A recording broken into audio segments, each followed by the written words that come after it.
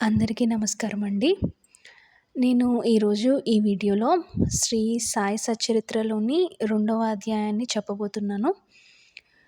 నచ్చిన వారు తప్పక లైక్ చేయండి, షేర్ చేయండి, సబ్స్క్రైబ్ చేయండి.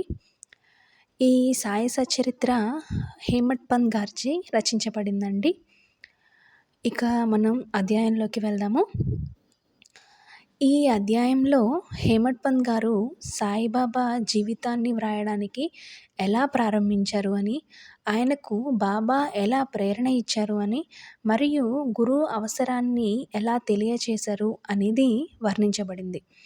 మొదటి అధ్యాయంలో సాయిబాబా గోధుమలు దంచి ఆ పిండిని గ్రామం చుట్టూ చల్లడం ద్వారా కలరా వ్యాధిని ఎలా నివారించారు అనేది, ఆ సంఘటన విన్న హేమట్ పంత్ బాబా మహిమతో మంత్రముగ్ధుడయ్యారు. అప్పుడు ఆయన మనసులో ఒక ఆలోచన వచ్చింది. బాబా జీవితాన్ని, ఆయన లీలలను, బోధనలను వ్రాస్తే భక్తులందరికీ ఉపదేశం అవుతుంది అని. కానీ వెంటనే ఆయన మనస్సులో ఒక సందేహం వచ్చింది. నేను ఎవరిని వర్ణించగలను? నా స్నేహితుడి జీవితమే నాకు తెలీదు. ఇలాంటి మహాత్ముని జీవితం వ్రాయడం అంటే సముద్రం లోతు కొలవడం లాంటిది అని. అలా అనుకున్న ఆయన సాయిబాబా ఆశీర్వాదం కోరారు. తరువాత ఆయన తన మిత్రుడు మాధవరావు దేశపాండే అనగా శ్యామ ద్వారా బాబాకు తన మనసులోని కోరిక చెప్పారు. అప్పుడు బాబా చిరునవ్వుతో ఇలా అన్నారు, అతడు కథలు, అనుభవాలు రాయాలి. నేను ఆయన ద్వారా వ్రాస్తాను. అతడు కేవలం సాధన మాత్రమే. అహంకారాన్ని వదిలి నా పాదాల వద్ద ఉంచితే నేను అతనిలో ప్రవేశించి ఆ గ్రంథాన్ని నేనే పూర్తి చేస్తాను అని. ఇలా బాబా స్వయంగా హేమట్ పంత్ని తన జీవిత కథ రాయడానికి నియమించారు. ఈ మాటలు విన్న హేమట్ పంత్ గారు ఎంతో సంతోషించి బాబాకు నమస్కరించారు. తర్వాత ఒకసారి హేమట్ పంత్ గారు బాలాసాహెబ్ బాటే గారితో చర్చ చేస్తున్నారు. వారి మధ్య గురువు అవసరమా లేదా అనే ఒక విషయంపై పెద్ద వాదన జరుగుతోంది. హేమట్ పంత్ గారు చెప్పారు ఇలా, మనిషికి స్వేచ్ఛ ఉంది. తన బుద్ధితోనే మోక్షం పొందగలడు. మరి గురువు ఎందుకు అని. దానికి బాటే గారు ఇలా చెప్పారు, లేదు, కర్మ, విధి మనల్ని నడిపిస్తాయి. గురువు లేకుండా మనం దారి తప్పుతాము అని. ఈ చర్చ ఎక్కువసేపు కొనసాగింది, కానీ ఫలితం మాత్రం రాలేదు. తరువాత వారు బాబా దగ్గరికి వెళ్ళారు. బాబా అప్పుడు అకస్మాత్తుగా ఇలా అడిగారు, ఏం జరుగుతుంది సతేవాడలో? హేమట్ పంత్ ఏమన్నాడు అని. అప్పుడు అందరూ ఆశ్చర్యపోయారు. ఎందుకంటే వారు చర్చ చేసిన ప్రదేశం మసీదు నుండి చాలా దూరం. కానీ బాబా అన్నీ తెలుసుకున్నారు. దాంతో అందరూ బాబా సర్వజ్ఞుడని గ్రహించారు. ఆ రోజే బాబా ఆయన్ను హేమట్ పంత్ అని పిలిచారు. హేమట్ పంత్ అనే పేరు ప్రాచీన కాలంలో దేవగిరి రాజుల మంత్రి హేమాద్రి పంతుని పేరు. అతను పండితుడు, జ్ఞానవంతుడు, తెలివైనవాడు.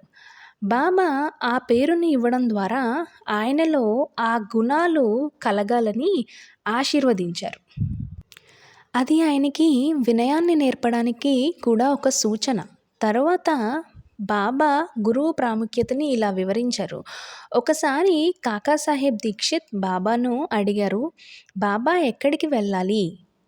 బాబా చెప్పారప్పుడు, ఎత్తైన మార్గం ఉంటుంది, కానీ కష్టం ఉంటుంది. దారిలో పులులు ఉంటాయి, గుహలు ఉంటాయి అని. అప్పుడు కాకాసాహెబ్ ఇలా అడిగారు, మార్గదర్శకుడు ఉంటే అని. బాబా సమాధానం ఇచ్చారు, మార్గదర్శకుడు ఉంటే ఎలాంటి భయము ఉండదు. అతడు సురక్షితంగా గమ్యానికి చేర్చుతాడు అని. ఇది బాబా ఇచ్చిన ఉపమానం. గురువు లేకుండా మన జీవితం అడవిలో నడిచే మార్గంలాగా ఉంటుంది. అదే గురువు ఉంటే మనం తప్పులు చేయకుండా సరైన మార్గంలో నడుస్తాము అని. హేమట్ పంత్ గారు ఈ మాటలతో లోతుగా ఆలోచించి అర్థం చేసుకున్నారు జీవితంలో గురువు ప్రాముఖ్యత ఎంతగా ఉంటుందో అని. మనకి బుద్ధి, జ్ఞానం ఎంతగా ఉన్నా గురువు దయ లేకుండా సత్యాన్ని పొందలేము అని కూడా. బాబా ఎప్పుడూ 2 ముఖ్యమైన మాటలు చెప్తూ ఉంటారు.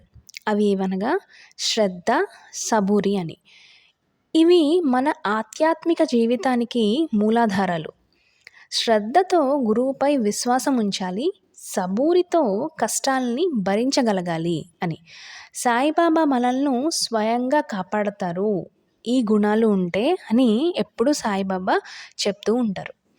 హేమట్ పంత్ గారు ఈ గ్రంథాన్ని వ్రాసేటప్పుడు బాబా ప్రతి సంఘటనను తన హృదయంలో అనుభవించారు. బాబా తనకు ఇచ్చిన పేరు, ఇచ్చిన ధైర్యం, ఇచ్చిన మార్గదర్శనం అన్నీ దివ్యమైనవని భావించారు.